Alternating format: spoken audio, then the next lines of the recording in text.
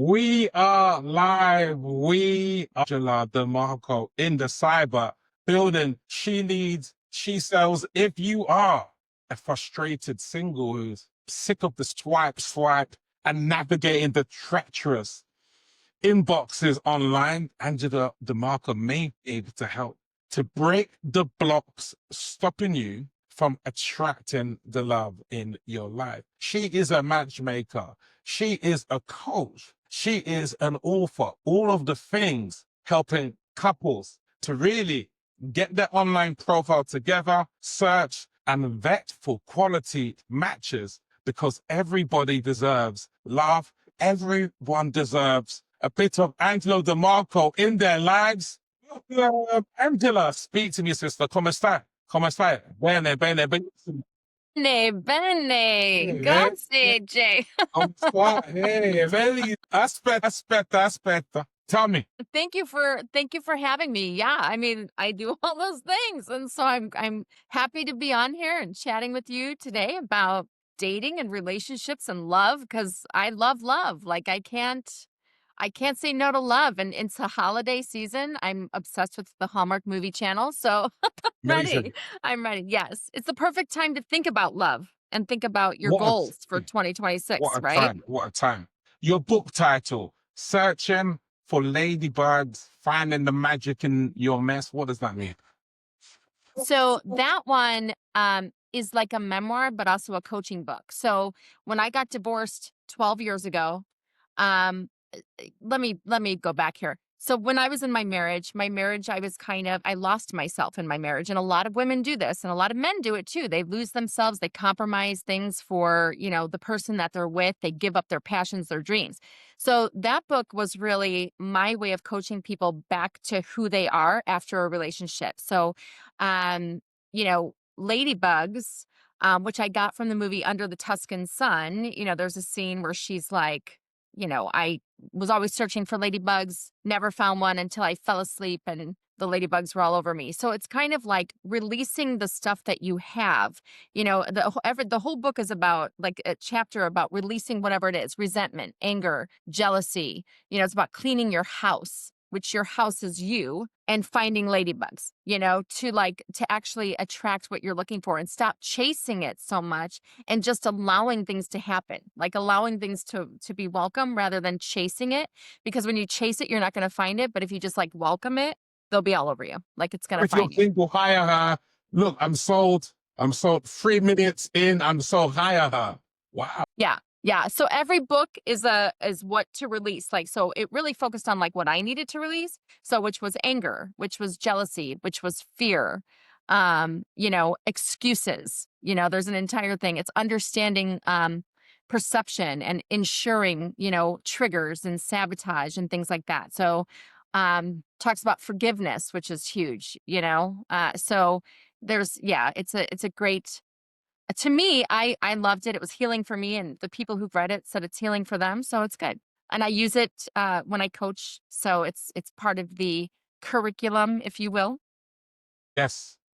Next point, and I think you make this point so well. In this world of AI, get that we are innately wired to connect. Tell me why that's relevant. Yes. I mean, and I'm sure you see it, Jay, don't you? Like with AI and social media and things, like people have forgotten to connect. They don't know how to connect anymore. Yeah.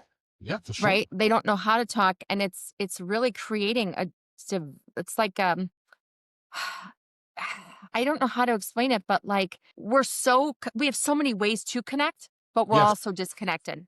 Oh, You know what I mean? Nobody can connect anymore. And so it is so important to continue to learn how to communicate and to learn how to find those ties and to like break away from the phone. Because it doesn't matter if we have AI, it doesn't matter. We're still all people and we are still all innately, like you said, innately wired to connect on a personal level. But I think that AI and I think that social media and I think that being on our computers and the keyboards and online dating it's actually created more of a disconnect than it's created a connect. So I think when people come to work with coaches like us, it's like we're teaching you basically how to reconnect with just reality and people, it's a fun fact. I actually found my wife on Match.com, but it's like what I would do is I'd use the platform as a way to start the conversation, and then to the phone call, then Yes.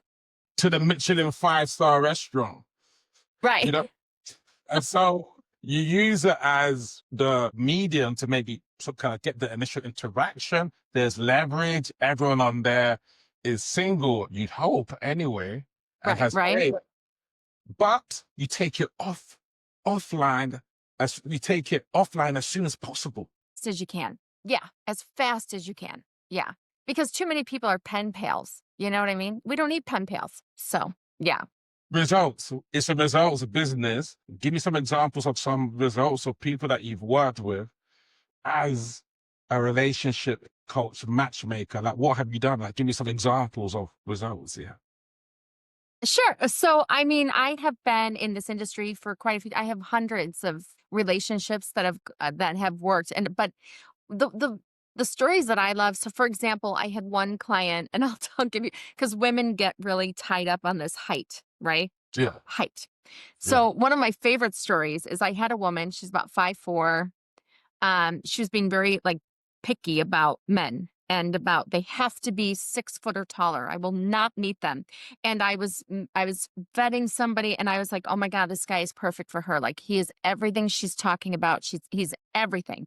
And she almost passed on him because of his height. He was 5'10", 5'10". So she was in my office. This is when we were still in like offices, right? Now everyone works remotely. But she was in my office and I said, I took out a piece of paper and I took out a ruler and I was like, I need you to draw me a line of 2 inches. Just draw me a line. What is 2 inches? And I mean, we looked at it. When you draw a line of 2 inches, it just looks ridiculous, right? When you're thinking about that is I said, that is what's keeping you from meeting the man of your dreams. I'm telling you. She ended up meeting him and they got married.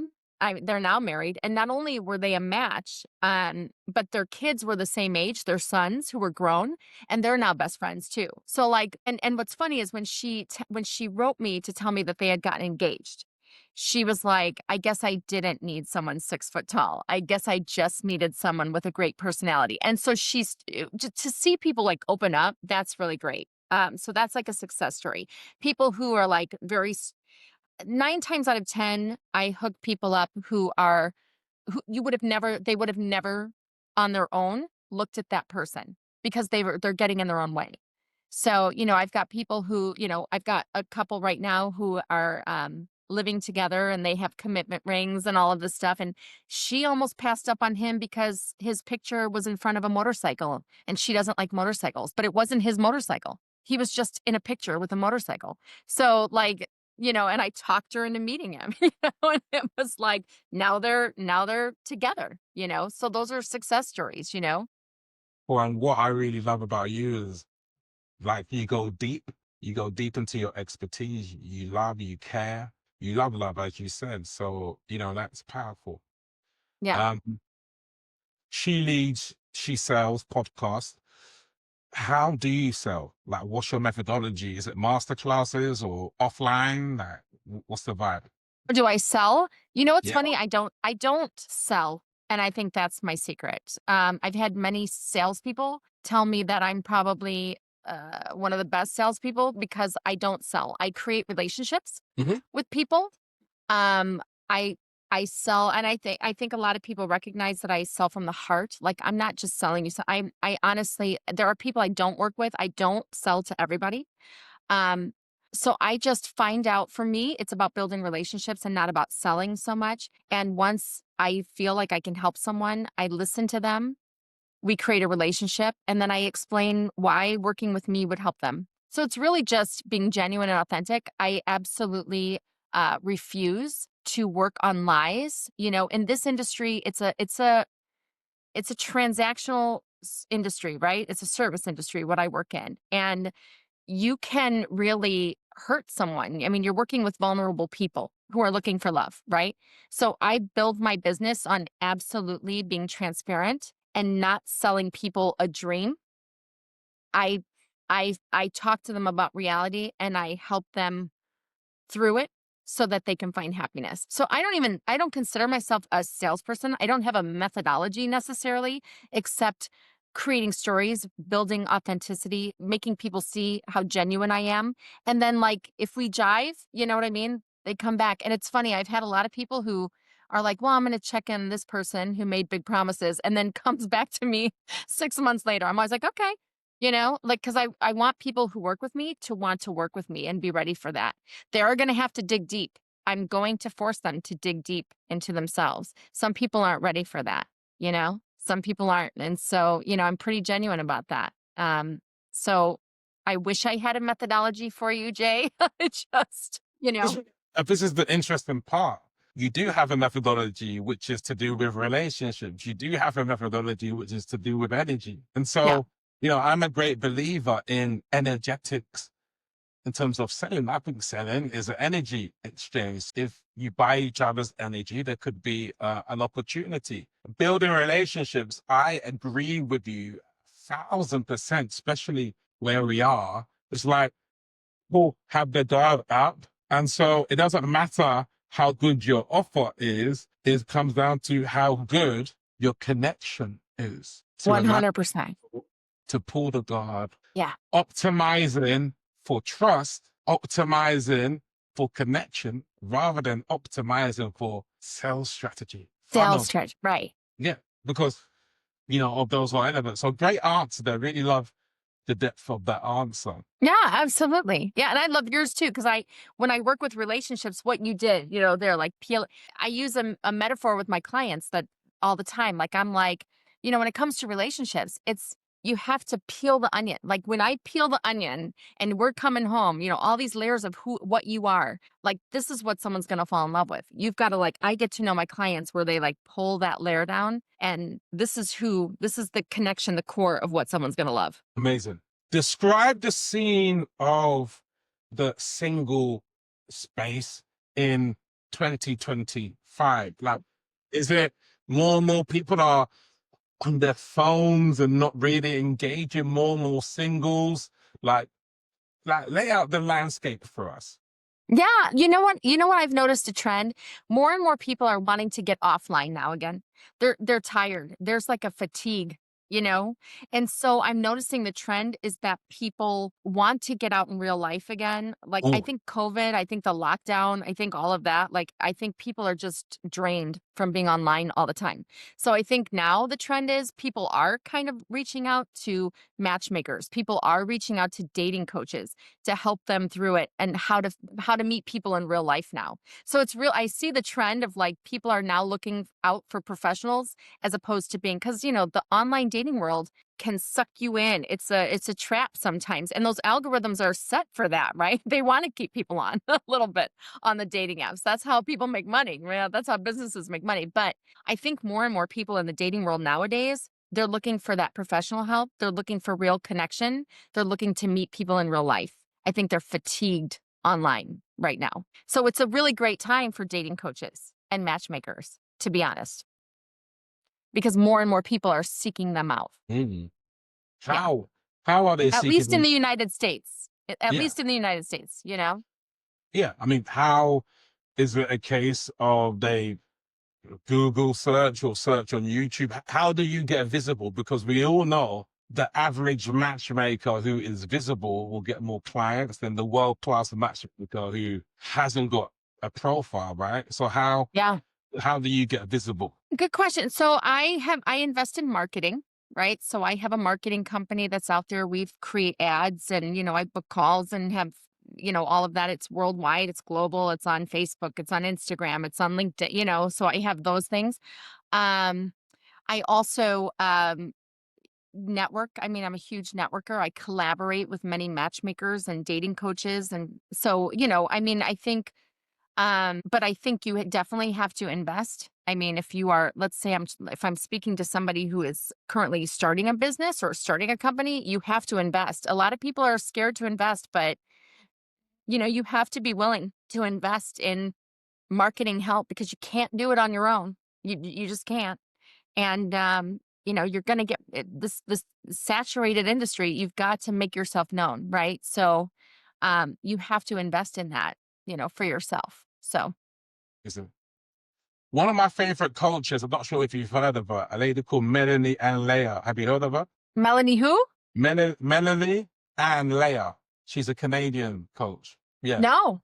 But anyway, yeah, search her up. She started as a relationship coach, helping with relationships. And what she said is the feminine energy that magnetizes, a man or partner is the same feminine energy that magnetizes money opportunities. What's your take on that quote, and unpack it? Yeah, honestly, I agree with that. I mean, and the f- the feminine energy, it really is. It's like we are the creators. It's interesting. And so I do believe that everything is tied. So how you do one thing is how you do everything, is what I come from, the school of thought for coaching. So I definitely believe that, um, and it all ties into how you feel about yourself. And it all ties into, if I have negative energy, if I don't have belief in myself, then it's going to affect my business. It's going to affect who I attract in relationships.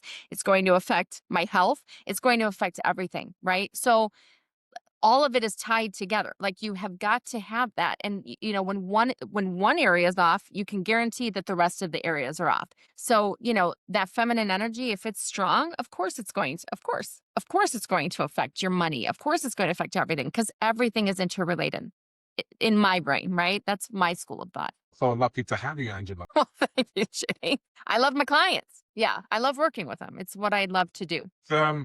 Like, I jump on these podcasts and, you can maybe tell some people to give me the surface answers a little bit, but like, what I like is, hey, look, very genuine and the insights are refreshing, crispy, which is Aw, which is amazing. Tell me, thank you.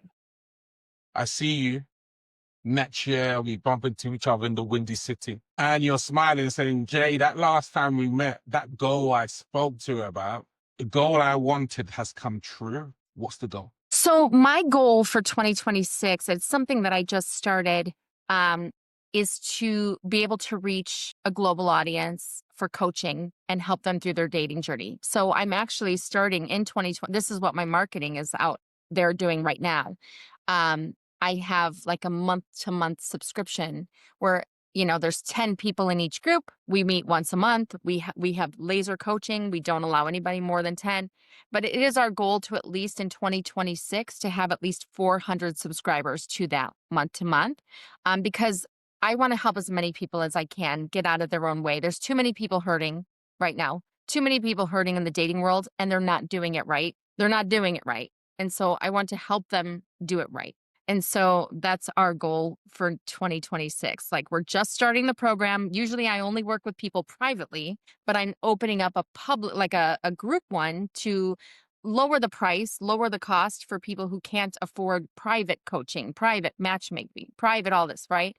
To open the cost so that I can be there for people who just need an additional, guide, and also have kind of a group to throw things, back and forth with, and even potentially meet someone. You never know. You might meet someone in that group. So they're all singles, right? So yeah.